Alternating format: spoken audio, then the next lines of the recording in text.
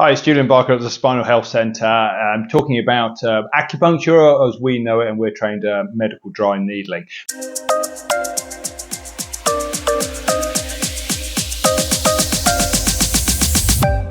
Probably the most common question we get asked is, does it hurt? And the answer is, it's quite a complicated answer because you can you can put needles into people. Sometimes there's a sharp scratch. A lot of the time you will barely notice. The needles are very, very fine, usually about 1/4 of a millimetre thick. And you won't even notice them going in. There is a thing called the Tai Chi sensation. I'm looking at the guys here. I think I said that. Did I get that right that time? Yeah. The Tai Chi sensation, which is, it's a unique acupuncture sensation. It's like a dull, heavy, aching feeling. As I understand it in the original Chinese, it translates as, that's it, you've got the right point. So to a certain extent, we're actually trying to get that sensation.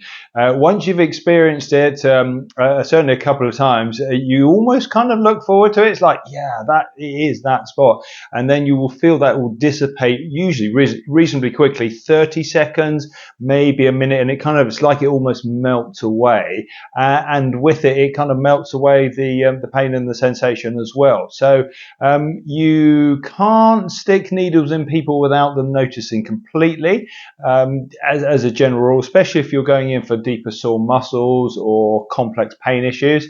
But once you've got the hang of it, most people tolerate it very well. And it's also important that the first time that we do dry needling acupuncture on somebody, we would go out of our way to make sure you have a good experience. You don't want to have that bad, negative, I'm never going back to the dentist ever again sensation. So we can use shorter needles, finer needles, use different points. And there are some points which are always very sensitive, and some points which are very highly tolerated. So the simple answer to the question, it depends, but we will make sure it's a good experience. And then actually, once you get into it, it becomes a very useful tool for dealing with all kinds of pain patterns and issues. One of the questions that comes up is, where do you need to go, or where do you know where to put the needles? Well, a lot of there's kind of two aspects of that. One is there are 365, nice easy number to remember, 365 traditional acupuncture points, and we would follow along with those. Probably one that's used, say, for shoulders and headache issues is this point on the shoulder and the upper trapezius, which also happens to be into what's called a trigger point. So trigger points and acupuncture points do have a very high correlation, somewhere in there about the 70% region.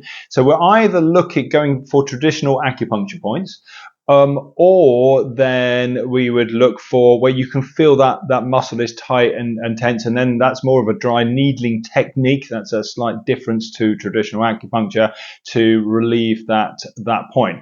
Beyond that, then there are patterns that are particularly useful. So there are patterns associated with headaches. So as an example, this one here, one in the shoulder and one here at the base of the skull, particularly useful for headaches. And then it's skill and experience and knowing your clients and actually working with them to work these things out. One of the questions that gets asked is, well, what's it actually useful for? In a nutshell, pain. It's a very effective way of stimulating your brain's natural painkillers. That could be headaches, it could be shoulder pain, it could be elbow pain, wrist pain, back pain, neck pain, hip pain, knee pain, if I haven't said that already, ankle pain. There are patterns that we can use for all of those. How we tend to use it in our centre, we don't tend to use it as a standalone item, although we can. We tend to put it in within a course of care of spinal adjustments, using with our K laser as well, and massage and exercise, and actually put together as a package what we call a care, and then see how you respond to those various modalities, different techniques, and work out what is actually going to work for you. But as a simple, what is dry needling acupuncture good for? It is with dealing with pain. And one of the questions that occasionally comes up is, what's the difference between acupuncture dry needling and having an injection? And probably the very simple answer to that is the size and type of needle. So acupuncture needles are very fine, usually quarter of a millimeter or less, 0.25, 0.2 thick, whereas an injection needle is about 2 millimeters thick and then hollow. So an acupuncture needle is about 8 times narrower than an injection needle. And injection needles, because their purpose is to inject, they are cutting needles. They are hollow, and then they're sliced off at an angle, which gives them a blade, and they're actually cutting as they go in, and then whatever's being injected in goes down the middle of it. Acupuncture needles are solid, and they're also made of a different type of steel that actually almost makes them, the best word to describe it is slippery. When you're putting them in, they kind of slide in, they go in easier, to the point where you can definitely put acupuncture needles in people without them noticing at all. And even the best injection or blood taking phlebotomist, you probably will notice the very famous slight scratch. So in summary, they're much finer and they don't cut and they are solid. That's the big difference between acupuncture needles and injection needles. A question that came up, well, what can I expect afterwards?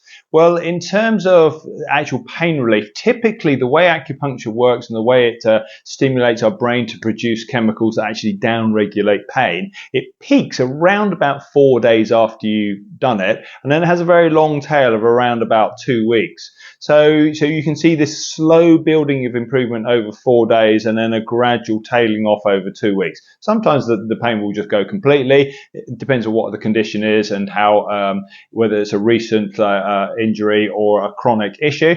Other things that can happen, probably a good question is, will there be blood? Very rarely is the answer. Most traditional acupuncture points are where there are not structures that actually contain much blood. So and you sometimes will get very, very small spots. And if you do that, you can get a bruise. It's usually about the size of a 2p piece, which will clear usually within a couple of days. Most of the time, you don't really see much blood at all. And then other side effects, can it be achy? Yes, the needles that have this dai chi sensation, this dull, heavy, achy feeling. Most of the time, though, acupuncture is usually a very positive experience. So in conclusion, in summary, if you are worried about acupuncture or dry needling, what I'd say about that is we will be really careful with you, especially the first time. I have dealt with lots of people who are very anxious about it. And once they've actually experienced it, typically you will be thinking, what was I worried about? Was that it? Is there going to be more than that? Should I have felt more than that?